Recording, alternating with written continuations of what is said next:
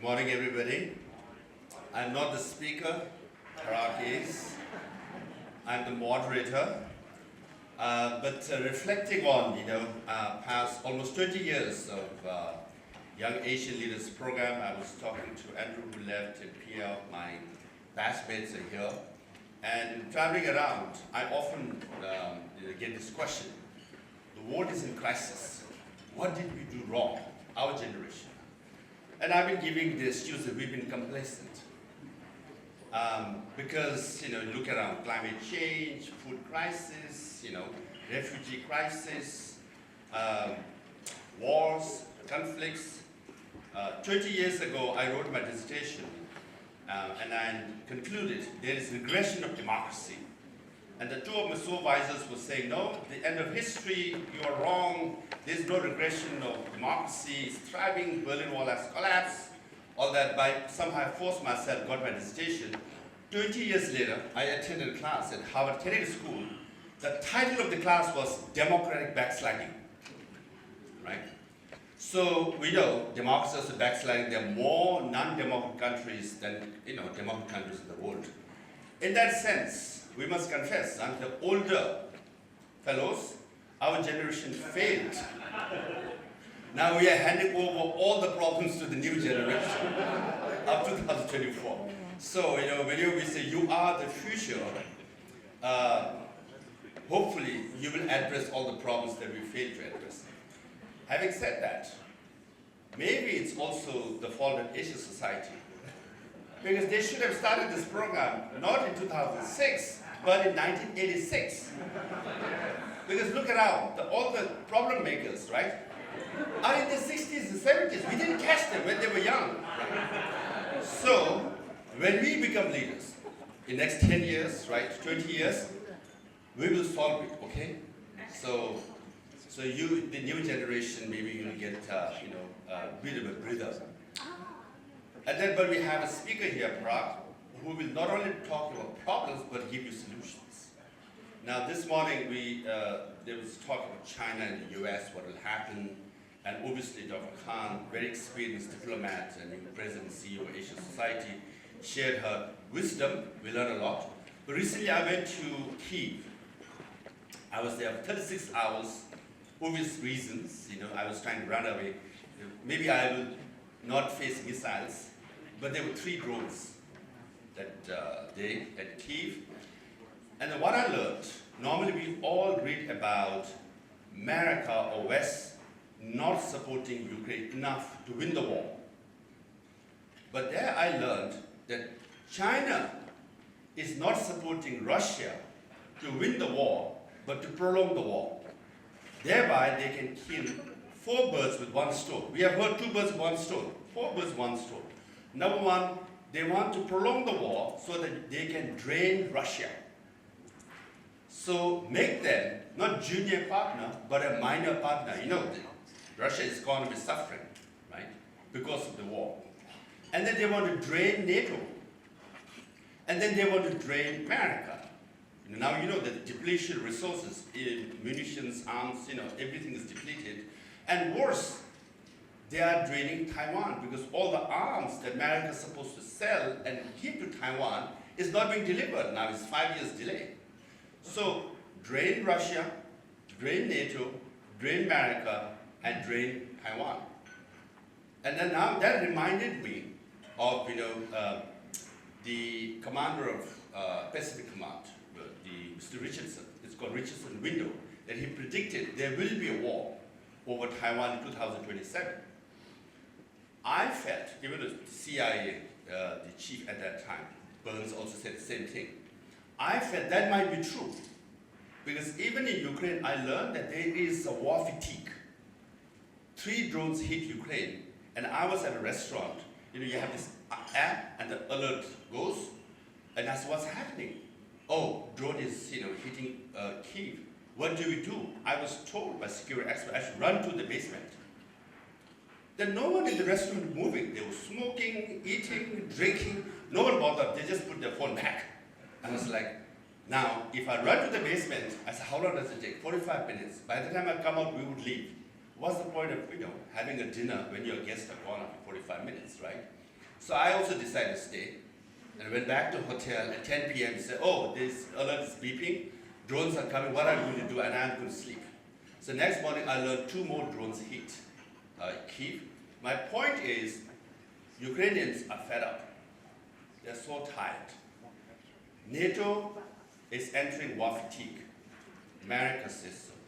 Now coming to US-China relationship, the new chairman of the Senate Foreign Relations Committee, Jim Risch, said, Trump hates war. He doesn't want to commit even a single American troop to any war around the world.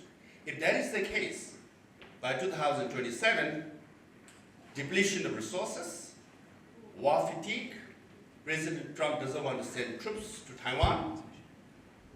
Xi Jinping sees this, and he says, okay, I have more naval power, maybe not in quality, but in quantity, air power, missiles, and just 100 miles across. So if that happens, what will happen to Taiwan and the Asia-Pacific region? So there are a lot of crises coming, including impending war. But these are all the bad news I'm sharing. And Prague is here to share with you the good news. So tell us. Now, Prague is going to propose solutions. You're going to get brilliant ideas on environmental solution, food crisis, war crisis. You just name it. And he's a brilliant speaker. He'll provide you solutions, and you all go back not only enlightened, ready to implement leaders. Okay, with that, I welcome Parag to make his presentation. Thank you. Rousing introduction, no expectations. Let me first offer great congratulations to all of you who've joined the latest class of fellows. This is a terrific honor and an amazing network. And my relationship and esteem for the Asia Society goes back a very long way. My first job ever was at the Council on Foreign Relations at 68th and Park Avenue, just a couple of blocks away from the Asia Society, and even oversaw and was a project manager for some joint research together between the two institutions, and have spent a lot of time there over the years, launched books and done talks with Asia Society chapters around the world. There's even one in Zurich now that I've been to a couple of times, and had the calendar not been so booked at the Asia Society in New York, we were actually planning on having our wedding there 18 years ago, my wife and I. My parents are here and they can attest. And that's a segue to mentioning that you've promised the audience that I'm going to provide solutions, but my mom has had a term for many decades for what I do. And sadly, that term is analysis paralysis. So I don't know if we're going to make any real progress with me sitting up here. But what I will do, because it's a perfect segue from your comments, Lobsang, is to make a couple of comments and a bit of analytical background on the geopolitical landscape, because as we said at the beginning, some call it a VUCA world. I reduce it simply to that the acronym, or the letter C in the acronym, which is complexity. And I try to explain to people that you're not going to be able to come up with a coherent, meaningful, effective analysis of the world if you don't first understand the background conditions appropriately. And so you have to embrace complexity, not reduce geopolitical structure to a unipolar system, to a bipolar system, to assume that we are in a new bipolar Cold War, everyone must fall into line with one side or the other. It's terribly reductionist, it's neat, simple, and wrong. It's wrong. And even though we're here in the Asia Society setting, and it's sort of Asia first psychologically, and many of us have our strong associations with the US, with the United States, I spent a lot of time in Ukraine, Iraq, Afghanistan, and actually what I'm seeing now, this is one of the points I'll raise here, is that the ways in which Asia has insinuated itself into every region of the world is actually what I'm trying to capture here in this diagram, to show that actually for the first time in history we live in an era where every region actually matters. Let's not neglect the structural role that Africa, that Latin America, that Middle Eastern countries have, even though some regions, quote unquote, matter and have more weight than other regions. And so what you're seeing here is that there isn't one power at the center. If there's just one simple takeaway from this, is that rather than put a flag in the center of this diagram, I put a web, right? And that web represents all the connectivity, globalization, new diplomatic formations. Call it BRICS, call it Shanghai Cooperation Organization, Belt and Road Initiative, Asian Infrastructure Investment Bank, NATO, Quad, right? All of those things are spanning all of these regions, right? And so it's really a network structure in which no power sits in the center and is able to say no.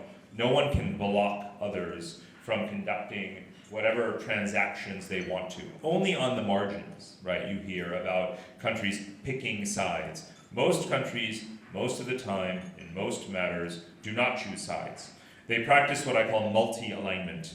And that's the term that I coined maybe more than 20 years ago. And now you're starting to see pretty much every country practicing this multi-alignment. Singapore has always been a very shrewd practitioner of multi-alignment. Now you have countries like the UAE, India, even Turkey, which is a NATO member that is flirting very strongly with Asian-led organizations. So this promiscuity in diplomacy is now very much part and parcel of the global system. So this is the first point I wanted to make. And then what it does is, and this is maybe, let's call this the silver lining, the good news. A hegemonic system you would think of as a monopoly, right? In a monopolistic system, in a capitalist monopolistic system, there's one provider of all goods, you don't really have a choice. In a multipolar system, right, you have options. And every power is basically competing to be the trusted, desired, effective service provider. Service provider of what? For security, you can have alliances and military alliances and arms deals with multiple countries. When it comes to economic development, you can choose to dominate your trade in different currencies, hold reserves in different currencies, do your trade settlement finance in stable coins and cryptocurrencies. Again, a marketplace. Infrastructure, you can get it from China, you can get it from Japan, you can get it from Europe, even India.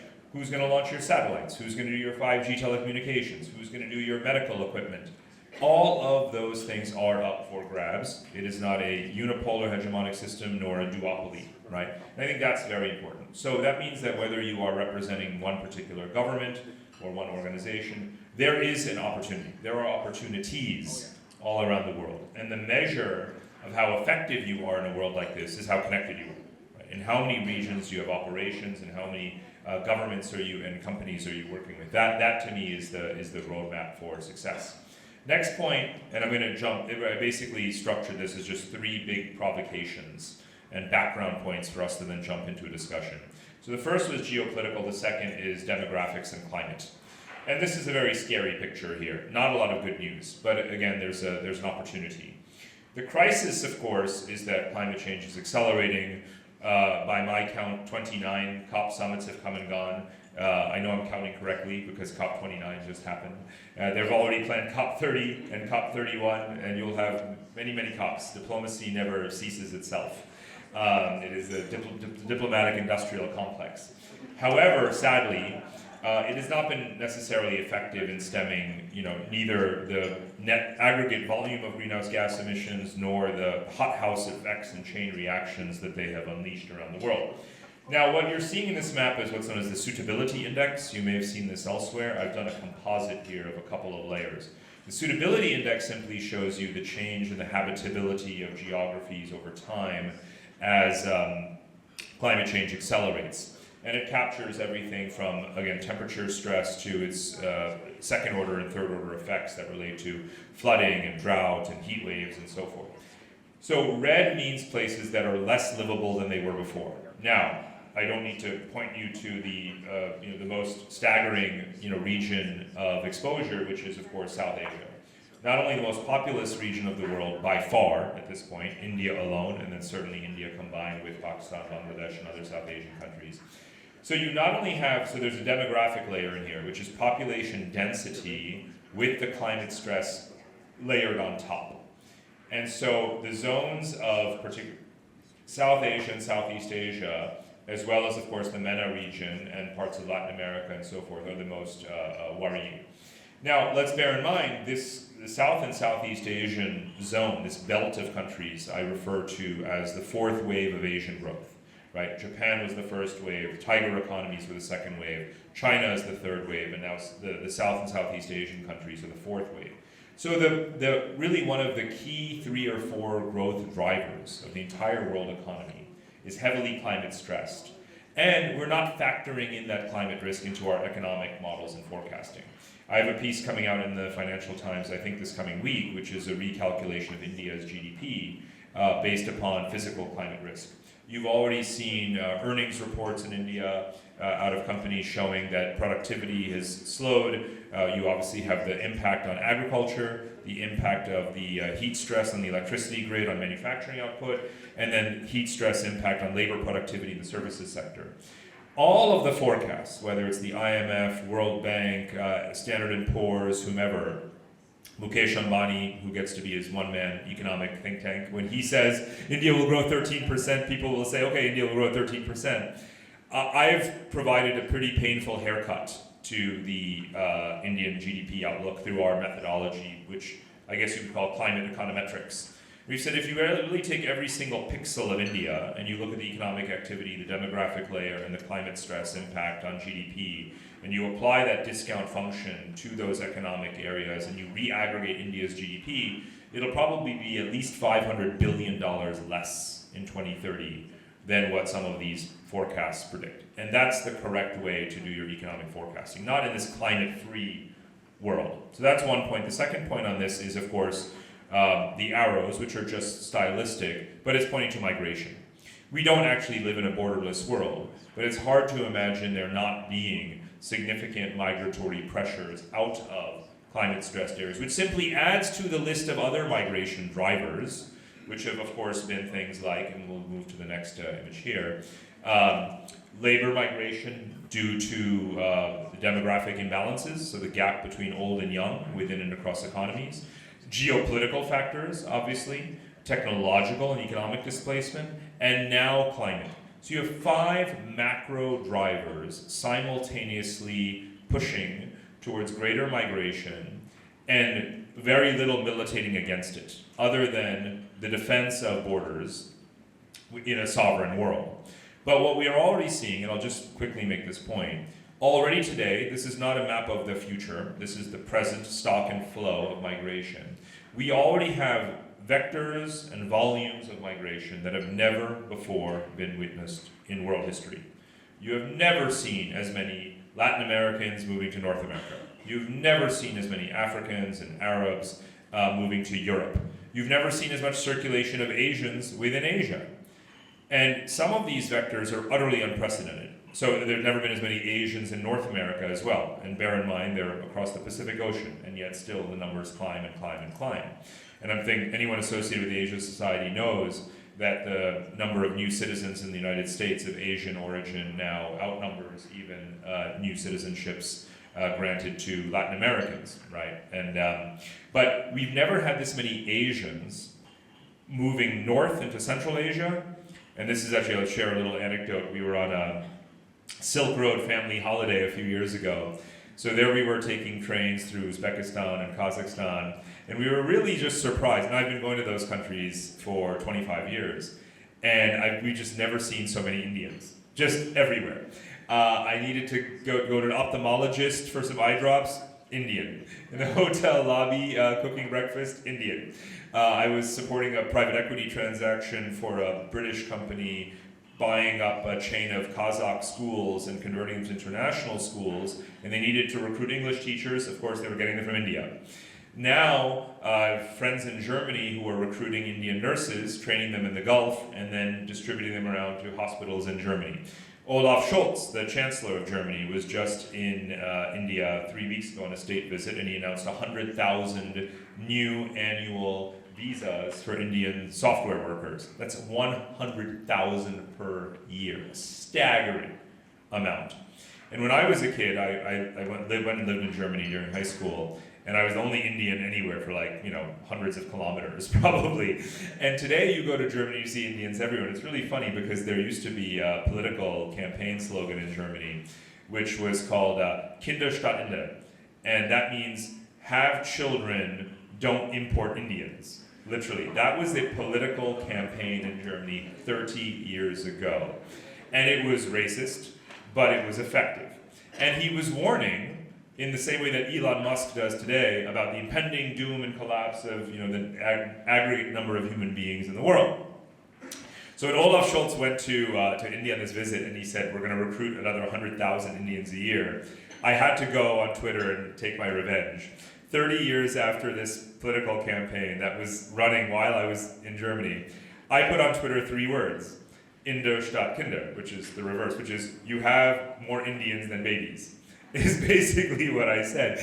And that's true. There are literally more Indians residing in the Federal Republic of Germany than there are children born every year. And so no one would have thought this. So what's the point? Well, this was the thesis of my last book, was roughly the future is Asian, of course. It already is demographically, but the Asian diasporas, where Asian diasporas go as they vote with their feet, right? And not only continue to populate our own societies here, but wind up being the backbone, the workforce, the innovation engines of countries all over the world. Basically, you could distill it to this: the winning and losing countries of the 21st century will be determined by those that do the best job of recruiting Asians.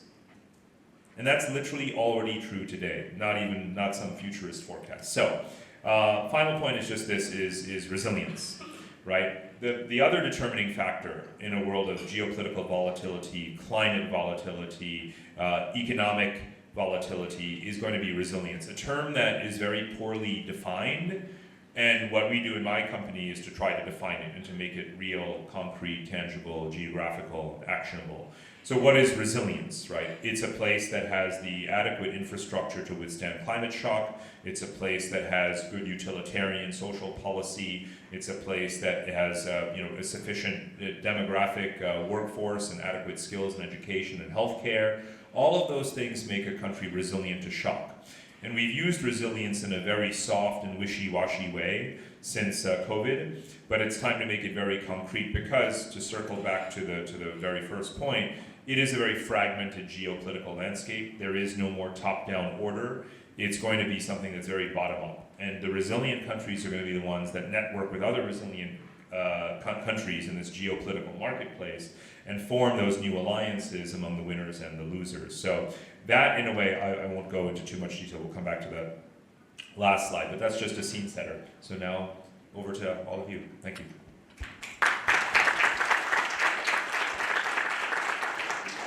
As I told you, Parag has the solutions, so you heard all the solutions. Having said that, let me push on a few of those issues. For example, migration. Is there 1 billion people with skills and credentials ready to migrate from Asia to the rest of the world? But in the recent election in the US, migration was one of the main reasons why Kamala Harris, the Democrat Party, lost. And you mentioned about 100,000 visas granted to Indians by German government. But then Angela Merkel invited 3 million Syrians. Because of that, she lost power. So rise of populism now around the world is because of too much migration. They say, oh, this threat our culture is getting diluted, our jobs are taken over, and our security is being threatened, right? So rise of populism around the world is directly related to migration.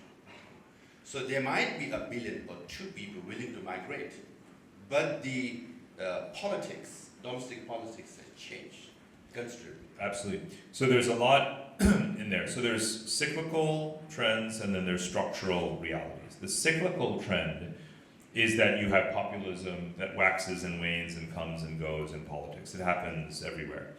But populist parties in general and their anti-immigrant, xenophobic mandates in particular tend to not last very long. Again, we've seen it now for decades. We've seen it in every Western country. Yes, it is simultaneously prominent in North America and in Europe. It's a major issue in the Canadian political scene right now, obviously in the US, all across Europe. Though that is a specific set of countries, it's not every country. Even if Canada reduces inward migration, as it is pledged to do next year, it's still taking on, as a percentage of its own population, more than any country in the world.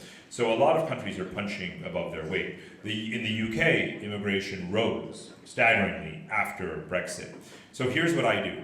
I completely tune out anything that any leader ever says ever about migration. And here's what I do instead. I just look at data, because that doesn't lie. And here's what I see. Every year, with zero exception, other than COVID, migration goes up, right? It is the fact of the matter, because the most powerful law in all of history is not Donald Trump, it's not populism, it's 3 words, ready? Supply and demand, right? Most powerful, one simple principle in your microeconomics textbook explains everything on earth, supply and demand. And it applies to the movement of people as well. The demand is more acute than it has ever been, right? It is more acute in North America, in Europe, in Japan, across the OECD, than ever in history. And the only way to overcome those shortages is through massive in-migration. So what you'll notice is that no matter how shrill the politicians, migration still goes up because the need is there. So then the real question you're asking is assimilation and integration, and can that be done successfully? That's the more important question. And as societies realize that they need to emphasize that, not just numbers, not just quantity, but quality, and I fully agree with that, then it becomes more palatable again, and the populace lose their steam, and pragmatism prevails again, and you just have that sort of cycle. So there are no universal rules for this. Some countries get it right. You know, Canada has done well, but then it's not been fast enough. In the US also, you know, I don't see one country having a perfect model anymore for making itself a melting pot. But I would argue, from a fiscal standpoint, from a social policy standpoint, we should treat the integration imperative, language, skills, basic needs, as investment, not as a cost, right? Not as a drain, not as a fiscal drain, but as an investment. Because if you want to have a fully productive society, you need to make sure that everyone is on equal ground and footing.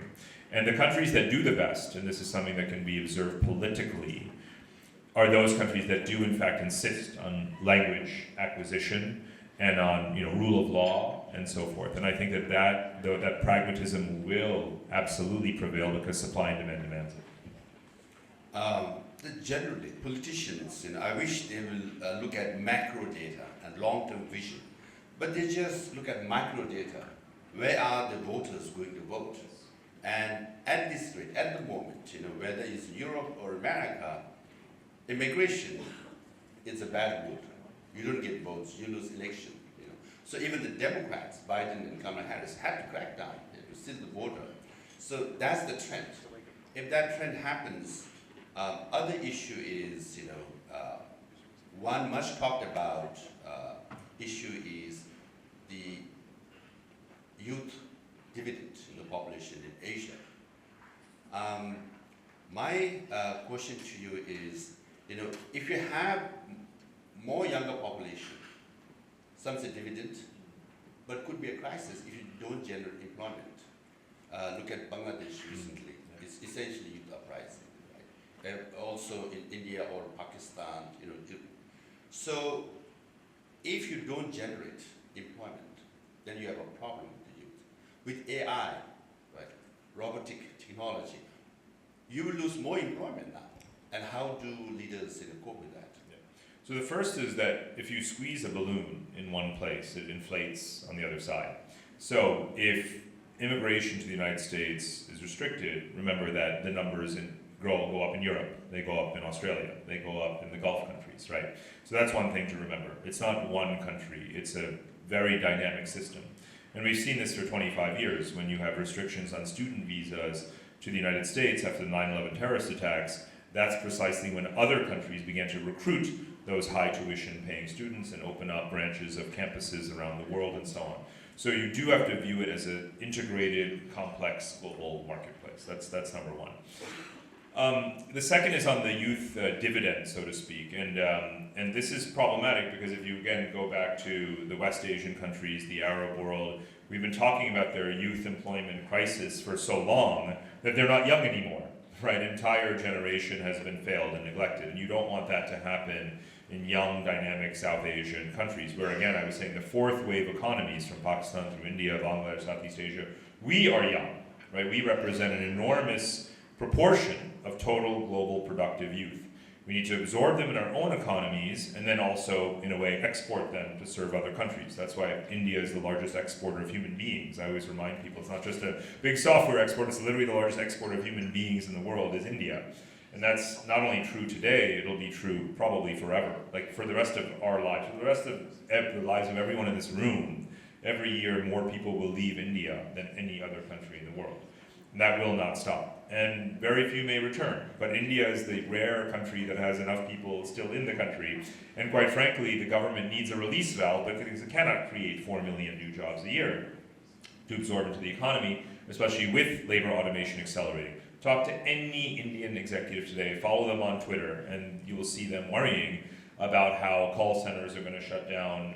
Automation is taking over all these industries. And if those people can't be absorbed into the services economy in some way, the first thing they're going to do is move abroad. But guess what? There's countries that want them, right? And here's something you find, and this is it doesn't matter if we're under Chatham House rules or not. You talk to European leaders, they'll say they don't have any problem with Asians. Look, as I just gave you one example of among dozens, they're recruiting them heavily, right? They're looking for quality skilled migrants, and if Asians are being educated and trained in the sectors, whether it is elderly care or IT that other countries need, they're very happy to recruit them. There's never been a better time to be a young, skilled Asian, right? No matter what passport you have, go online and apply to any one of 25 countries if you want to, and you'll probably get approved overnight, right? So we don't really talk about brain drain as much as we used to, because we do view capital circulation, remittances as an ever more efficient system, and it is.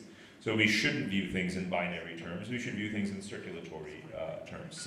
But yes, again, AI, automation, labor displacement is a perpetual unfolding fact of life, and it just creates yet more disruption, which propels and motivates people to physically relocate, whether it's within their country or abroad. So as I said before, everything drives migration, alone and collectively. Coming back to Asia, then I'll open up for questions with the audience. You showed Asia as one map, but there are a couple of fault lines. One, if you look at the borders of Asian countries, are artificially created by colonial powers, right? So now, if you look at the world wars, normally how it works, in simple terms, you become rich, you buy arms, then you fight. So the European countries colonize, industrial revolution, and to protect your wealth and colonies, you fight. Now, in the last 20 years or so, the biggest arms importer were Arab countries, and you can see the conflicts. Now, the biggest arms importer is Asia, and the biggest manufacturer is also Asia. So there's already an artificial border. And then the other crisis that's coming, which is related to climate again, there's geopolitical issues. Climate is, as you often say, by 2050, Asia will have, generally the world will have 10 billion people, of which 5.6 billion will be in Asia. Now there's a major water crisis, right? China has 90% world population, but only 12% of fresh water, and 60% of groundwater they say is toxic, right? India is worse, so on and so forth. With that, and then with 5.6 billion people, of which 60%, sometimes you say 80% live in urban areas, they need fresh water, they need food. And at the moment we have 8 billion people, but food for 10 billion people, still not enough. 1 billion people almost, right, live without a single meal a day. So with that impending crisis looming in Asia, with all these fault lines, and with all these arms being imported and manufactured, what are the future scenarios? And then Asian leaders should deal. That's spot on, and we should be linking the military strategic questions to the resource, food, sustainability questions, and that doesn't get done nearly enough. And yet, if you look at Asia and Asia's rise over the last several decades, it has been contingent upon there being overall geopolitical stability, obviously rapid economic growth, and prior to, say, climate change accelerating and becoming ever more volatile. None of those conditions are in place anymore. So you're right to raise that. So let's take them in turn.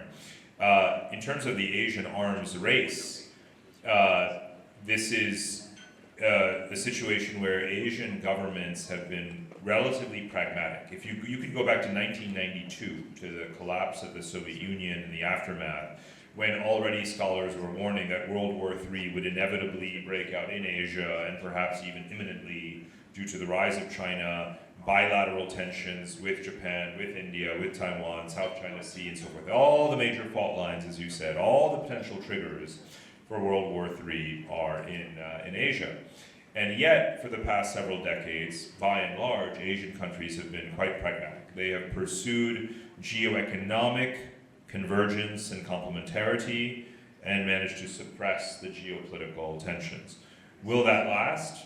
I don't think it will. I think you'll have one or the other sort of situation potentially unfold or explode, but I don't think that they'll necessarily have a domino effect in which all of Asia gets dragged down, right? So we have to treat them in isolation. I'll make a point here, which is that, you know, we cannot use models of democratic peace theory when applied to Asia when many, if not most countries are not democracies. So I put forward a paper some years ago, I called it technocratic peace theory, by which Asian countries should actually focus very much on even closed door, secret negotiations on a bilateral, multilateral basis to resolve outstanding disputes in a way where all take credit and all take blame simultaneously, and everyone gives and takes, and you know, both wins a claim for resolving a dispute, but also loses a little bit of face and has, you know, made some compromises. Because you cannot, in a democratic society, go and make you know, concessions without losing your head in the polls. You know, subsequently. So it's something for Asian leaders to be thinking hard about, because when you see what's happening in the South China Sea and other conflicts, you cannot pretend that our luck will continue forever, and that there is some higher force that is going to at some point step in and mediate, right? It is up to us. And I've taken a lot of flack for some of my proposals around things related to the South China Sea and other border disputes, by which I've said that you need to take this technocratic approach and probably draw some lines. And again, it may be uncomfortable, it may be painful, but you're much better off settling conflict than having frozen conflicts. And let's be clear, if you look at Ukraine, you look at the Middle East right now, a lot of the reason why you effectively have World War III right now as we speak is because of unresolved border conflicts. So I've spilled a lot of ink on the blood of this issue in all of my books, saying there's no such thing as a frozen conflict. Never pretend that just because it hasn't flared up in the news yesterday, you know, that it's therefore a dormant issue and you don't need to worry about it, right? I was in a WhatsApp group with some folks counting up all of the reasons why it's already World War III, and as we were rattling off the countries in crisis right now, we were forgetting a whole bunch. The WhatsApp thread just got longer and longer. If you're honest with yourself about the state of the world right now, you would have to conclude that, again, there's no one at the switch, right? And so we have to tackle these directly. And then let me just quickly say on sustainability, Asia's, you know, big blind spot is that as much as there's collective mechanisms around things like trade and investment treaties and other regulations, technology, lots more cooperation, there is no pan-Asian climate cooperation. Right? There is no multilateral mechanism on anything from technology transfer or other kinds of protocols and norms around decarbonization or any of these things. And yet we need it. And you can't wait for COP to sort it out. I'll tell you that much. Right? Asians need to solve Asian climate problems for Asia. We have the technological leadership, the innovation is here, the financing is here, the financial, all of it is here in Asia, and so we need to actually, you know, put that front and center in Asian diplomacy. With that, we'll open up for questions. So please share your name and your year, and be brief. Use that microphone. Hi, Parag. Thanks for your comments. I'm Emily. I'm a class of 2015. Based here in Singapore and work at the GIC on sustainability. And I love all your comments, love hearing you speak, thank you. I was really curious about this idea of you know, supply and demand and how it interfaces with politics. In particular, during COVID, one of the things that was interesting to me is perhaps formal migration went down, but actually informal migration or irregular or illegal migration, however you frame it, actually continued to go up. And trafficking in people continued to go up. It blows my mind because I don't understand how that was actually happening. So how is it that, you said every year migration just keeps going up, but is there an issue with, say, the human rights or the protections of these people who are being pulled into the demand, the demand is being pulling them into situations where their rights are more compromised if the politics is such that regular migration is being tapped in some way? You talked about the balloon, and how do you see that interfacing with protection of people's rights? It's a great question, and so in a way, it's not a surprise what you observed during COVID, because illegal, irregular migration is always circumventing the rules, and so it always did. So whether borders are open or closed, they're not obeying those rules anyway. So that continued, and as you said, proliferated. So you saw it in the farming sector. Of course, economies needed to continue, right, to operate in some way, shape, or form. You know, the UK government during COVID was operating special flights, you can say off the books, or I don't know if it was formal or not, bringing in laborers from Uzbekistan and all across Central Asia to work in orchards, for example, like thousands. It was a big cash cow for the local economy of Uzbekistan to be sending workers abroad in a rapid seasonal kind of thing. So that at least they were being remunerated. You're referring to the dark underbelly, which continues to proliferate, and whether that is of course, sex trafficking and prostitution and among the other categories of organized crime and illicit activity. On the right side, you can't say there's top-down progress and things like this. In fact, the one issue that will never be globally regulated is migration, right? No country will ever submit to another country's authority to determine its immigration policy. Immigration control is the final vestige of sovereignty. Please remember that expression. When there's nothing left of sovereignty, there'll be one thing left, which is controlling your borders against the movement of people. It's the only thing left of sovereignty in for many places. So there will never be a multilateral way. But there are specific legal protocols being developed right now, such as there's a convention on the safe, orderly passage of, I can't remember the exact acronym for it, but it's safe, orderly migration, which countries are signing up to bilaterally, by which they're trying to do more with identification, more with identifying workers who are undocumented, more around giving them formal documentation in their economies, ascribing rights to them, giving them places to go for redress, those kinds of things. So you're seeing one by one countries doing that. The fundamental principle at work is transparency, right? You only see progress on issues like this not through multilateral papers and sort of studies from multilateral and NGOs, right? It always comes through local transparency. When you shine a spotlight on something, that's when there's action. And NGOs play a very important role here. Groups like Witness, for example, and others. And I'm a huge supporter of groups like that, because as soon as they make an issue known, you kind of compel governments to act. So I think these bilateral, what you're seeing now, the biggest hope is in what are called skills transfer partnership agreements, and that is a precise term, that is the legal term.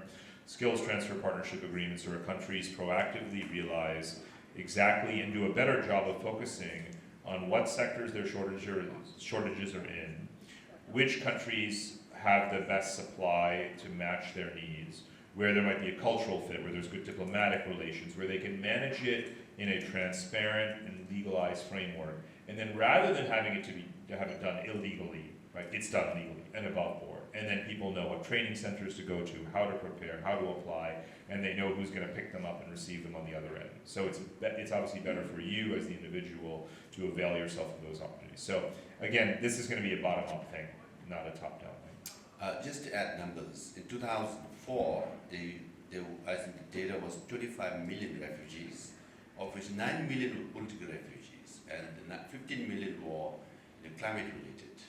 Now, this year, I think it's 130 million refugees, of which 25 million were political refugees, 105 million were climate refugees, right? Now, this is man-made, both war and climate are man-made, disaster, and then that forces refugees, and that's why the human traffickers and others take advantage, and criminalization happens. So that's a sad case, actually. It's a very important point. And by the way, the right to work, let's just, sorry, on the legal side, because you asked about the ethical and the legal and the moral dimension of this. Right to work, if there's a 3-word solution, because you look at the refugee camps, the asylum camps in Greece, for example, and in other countries in Europe, and you just have hordes of people sitting there idle and listless. And the regulations are such that either they're just going to be in these no man's lands forever until they're either refouled or just left in limbo or in some ways integrated. But instead, or then they're considered a drain. Part of the reason you have populist politics is actually because people say, well, we're giving €500 a month to all these people to sit around and do nothing. But the regime is such that they're not allowed to do anything. It makes no sense. They take a country like Greece. It's a subpar economy, underperforming economy, has huge shortages in agriculture, and you've got literally hundreds of thousands of farmers from other countries sitting in camps that should actually just be working and making the economy more productive and paying down its debt. You would solve some of the Eurozone's own economic, macroeconomic and structural problems if you were to actually provide the right to work. So we'll take 3 questions, Io, and then you, and then yourself. Yes.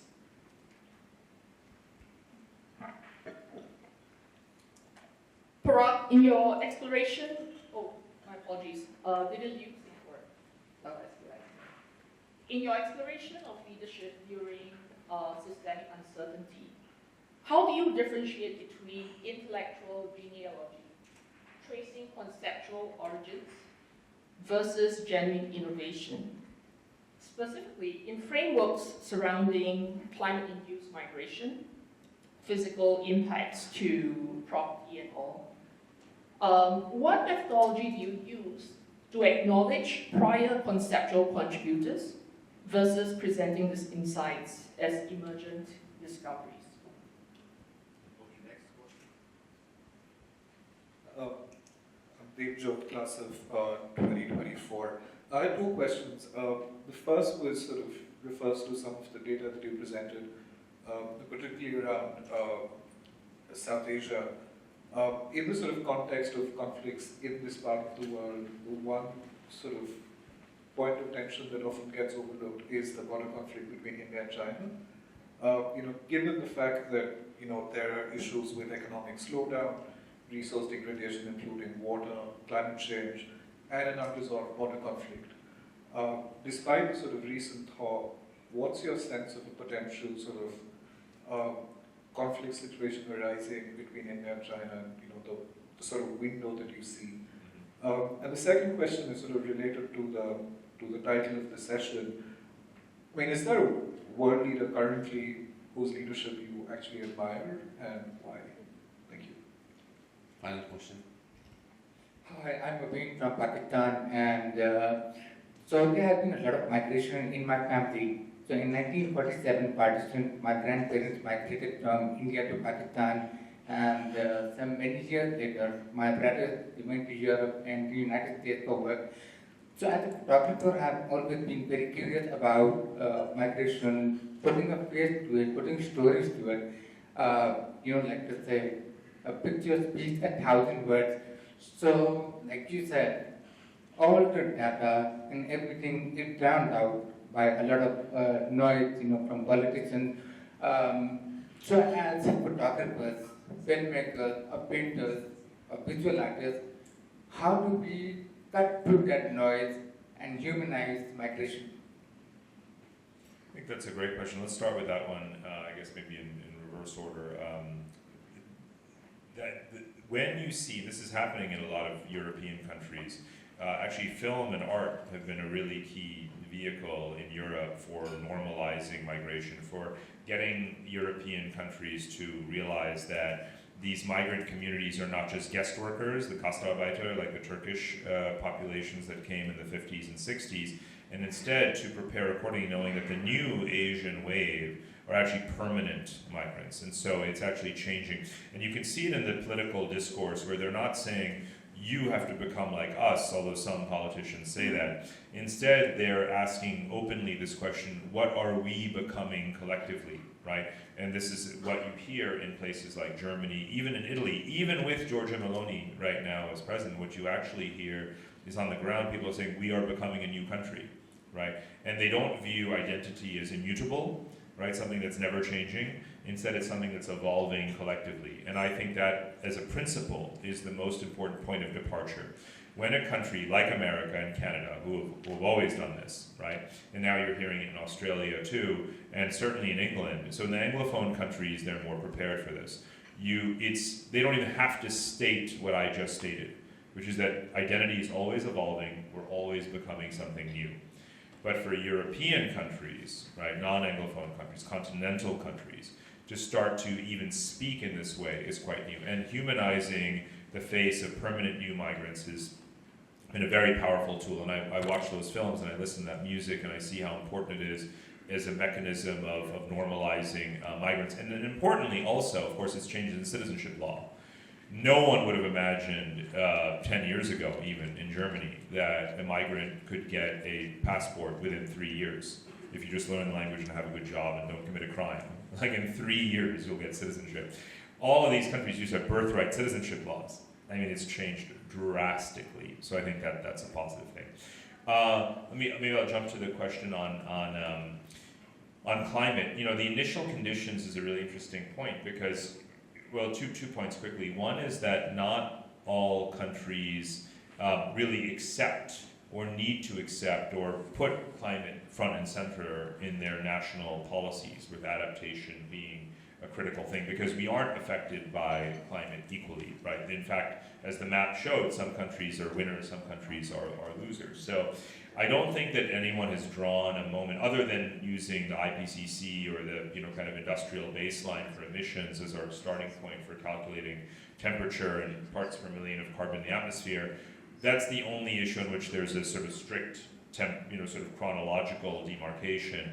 Otherwise, every country is just looking at the relative change versus its own baseline. What was its agricultural output and productivity, and what impact, what was the financial value of climate devastation in its country before and after a certain period of time. So I think that we don't have a global baseline for physical climate impact universally. Every country is calculating it differently, and I think that that's okay so long as they're realizing it and factoring it in. So the final two questions, two-part on India and China. Again, as I said before, and I want to stick to this principle, until it is de jure resolved, it is a flashpoint, right? It is a hot flashpoint as far as I'm concerned until it's resolved. Just because other things dominate the news, it doesn't mean that the maneuvering is not going on, and it is.